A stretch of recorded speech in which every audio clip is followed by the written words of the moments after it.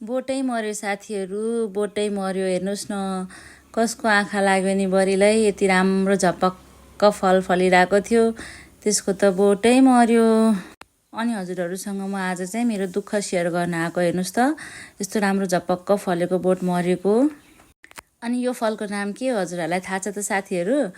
हजुरहरूले खानु भएको छ कि छैन?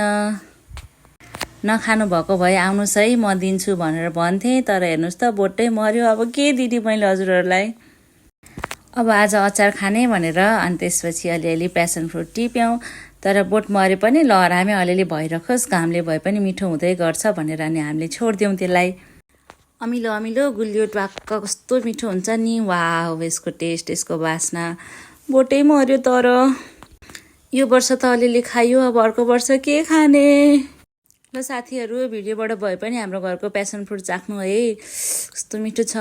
Wow, thank you for watching, have a good day.